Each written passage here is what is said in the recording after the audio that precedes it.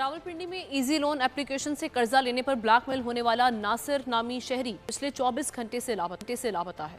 नासिर नामी शहरी को आज सुबह अगवा किया गया। नौजवान ने ब्लैकमेल से तंग आकर FIA से भी रुजू किया था। इस हवाले से तफसीलात जान लेते हैं वसीम चौधरी से। जी वसीम, बताइएगा।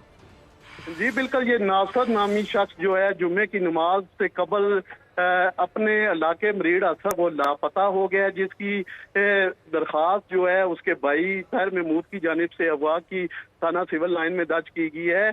यहाँ मैं ये भी बताता चलूँ कि नासिर ने इजी लोन एप्लीकेशन के जरिए 15,000 रुपये कर्जा लिया था, जिसमें से 12,000 रुपये उसने पहली किस्त की सूरत में अदा कर दिया था, जबकि मजीद कर्जे की अदायगी के हवाले से वो इजी लोन एप्लीकेशन से भी राब्ते में था, लेकिन उनके बारहा ब्लैकमेल और तंग करने के बायस जो है वो शदीद जो है तशवीश का शिकार था और उसने FIA को बाज़ाब्ता तौर पर दरख्वास्त दी थी कि इस एप्लीकेशन के खिलाफ FIA तौर पर दरख्वास्त दी थी। शुक्रिया आपका वसीम। इस शख्स की इस हवाले से जो ऑडियो है वो आपको सुनवाते हैं।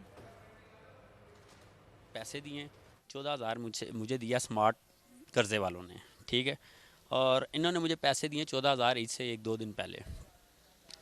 14,000 मैंने ले लिया, तो 3 तारीख को मैंने इनको वापस दिया 11,970 रुपये।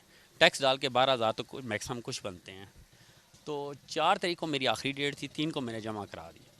4 तारीख को इनका मैसेज आता है मुझे कि कॉल आती है कि भाई आपने पैसे नहीं दिए। अब वो मुझे काले करके इस तरह तंग कर रहे हैं कि आप हमें पैसे दें। अभी 14,000 का लोन की बात कर रहे हैं, उनके 12,000 तो गए। मैंने इनको ये कहा आप 12,000 मैंने दे दिए, बकाया जो बनते हैं मुझे बताएं, वो आपको दे देता हूँ।